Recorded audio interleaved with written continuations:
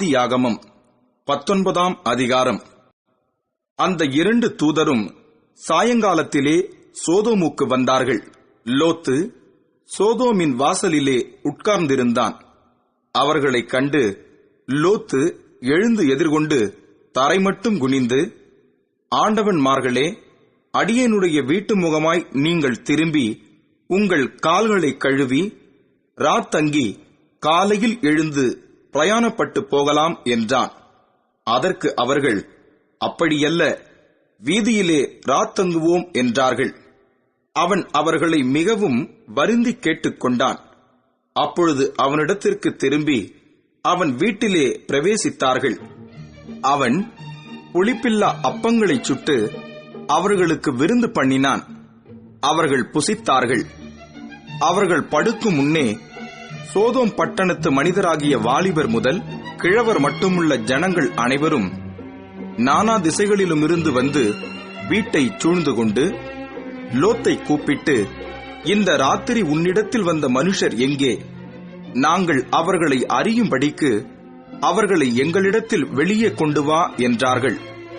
அப்பொழுது லோத்து வாசலுக்கு வெளியே வந்து தனக்கு பின்னாலே கதவை பூட்டி அவர்களிடத்தில் போய், சகோதரரே, இந்த அக்கிரமம் செய்ய வேண்டாம். இதோ, புருஷரை அறியாத 2 குமாரத்திகள் எனக்கு உண்டு.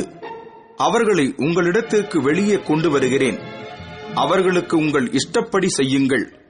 இந்த புருஷர் என் கூரையின் நிழலிலே வந்தபடியால் இவர்களுக்கு மாத்திரம் ஒன்றும் செய்ய வேண்டாம் என்றான்.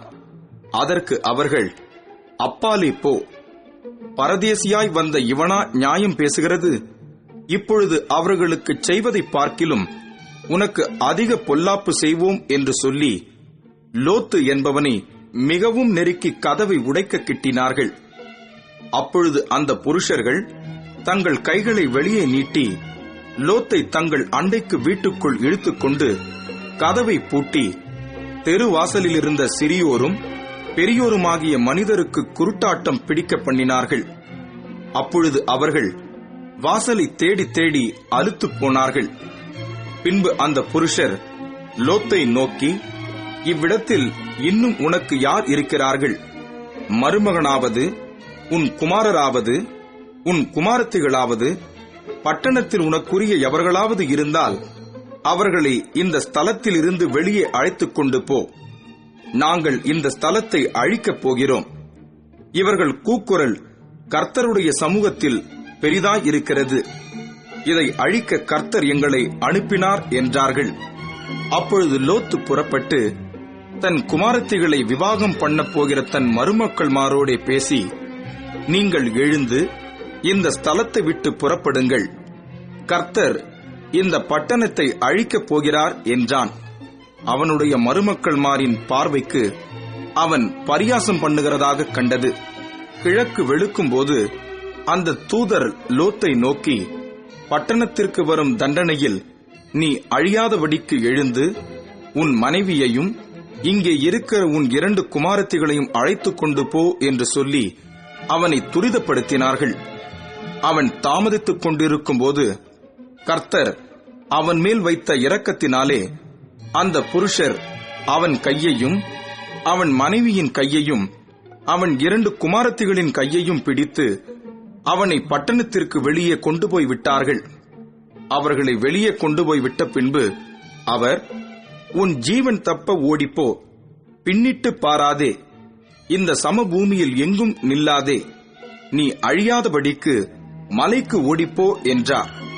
அதற்கு லோத்து, அப்படியல்ல ஆண்டவரே, உமது கண்களில் உமது அடியேனுக்கு கிருபை கிடைத்ததே. என் பிராணனை காக்க தேவரீர் எனக்கு செய்த கிருபையை பெரிதாக விளங்க பண்ணினீர். மலைக்கு ஓடிப்போக என்னால் முடியாது. தீங்கு என்னை தொடரும், நான் மரித்துப் போவேன். அதோ, அந்த ஊர் இருக்கிறதே, நான் அதற்கு ஓடிப்போகத்தக்கதாய் அது கிட்ட இருக்கிறது, சின்னதுமாய் இருக்கிறது. என் பிராணன் பிழைக்க நான் அங்கே ஓடிப்போகட்டும், அது சின்ன ஊர்தானே என்றான். அதற்கு அவர், நீ கேட்டுக்கொண்ட ஊரை நான் கவிழ்த்து போடாதபடிக்கு இந்த விஷயத்திலும் உனக்கு அனுக்கிரகம் பண்ணினேன். தீவிரமாய் அங்கே ஓடி தப்பித்துக்கொள். நீ அங்கே போய்ச் சேரும் மட்டும் நான் ஒன்றும் செய்யக்கூடாது என்றார்.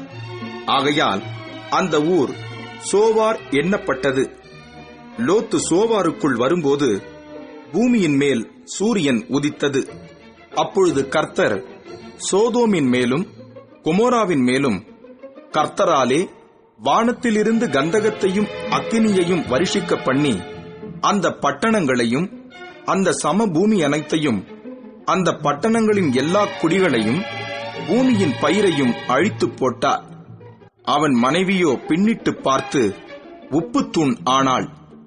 விடியற் காலத்தில் ஆபிரகாம் எழுந்து தான் கர்த்தருக்கு முன்பாக நின்ற இடத்திற்கு போய் சோதோம் கொமோரா பட்டணங்களின் திசையையும் சமபூமியாகிய தேசம் முழுவதையும் நோக்கி பார்த்தான். அந்த பூமியின் புகை சூளையின் புகையைப் போல எழும்பிற்று. தேவன் அந்த சமபூமியின் பட்டணங்களை அழிக்கும்போது தேவன் ஆபிரகாமை நினைத்து லோத்து குடியிருந்த பட்டணங்களை தாம் கவிழ்த்து போடுகையில் லோத்தை அந்த அழிவின் நடுவிலிருந்து தப்பிப் போகும்படி அனுப்பிவிட்டார். பின்பு லோத்து சோவாரிலே குடியிருக்க பயந்து சோவாரை விட்டு போய் அவனும் அவனோடே கூட அவனுடைய 2 குமாரத்திகளும் மலையிலே வாசம் பண்ணினார்கள். அங்கே அவனும் அவனுடைய 2 குமாரத்திகளும் ஒரு கெபியிலே குடியிருந்தார்கள். அப்பொழுது மூத்தவள் இளையவளை பார்த்து, நம்முடைய தகப்பன் முதிர் வயதானார். பூமியெங்கும் நடக்கிற முறைமையின்படியே நம்மோடு சேர பூமியிலே ஒரு புருஷனும் இல்லை.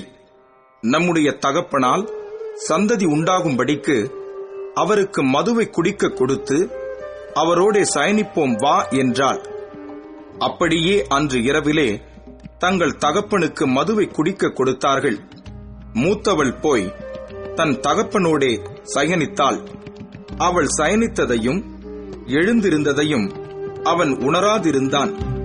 மறுநாளிலே மூத்தவள் இளையவளை பார்த்து, நேற்று ராத்திரி நான் தகப்பனோடே சயனித்தேன்.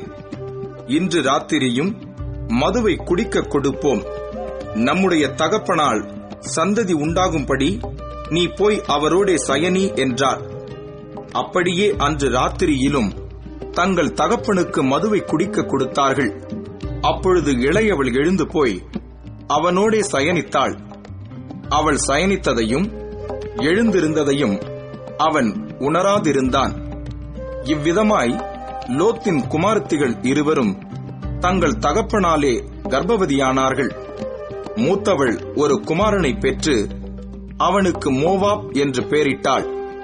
அவன் இந்நாள் வரைக்கும் இருக்கிற மோவாப்பியருக்கு தகப்பன். இளையவளும் ஒரு குமாரனை பெற்று அவனுக்கு பென்னம்மி என்று பெயரிட்டாள். அவன் இந்நாள் வரைக்கும் இருக்கிற அம்மோன் புத்திரருக்கு தகப்பன்.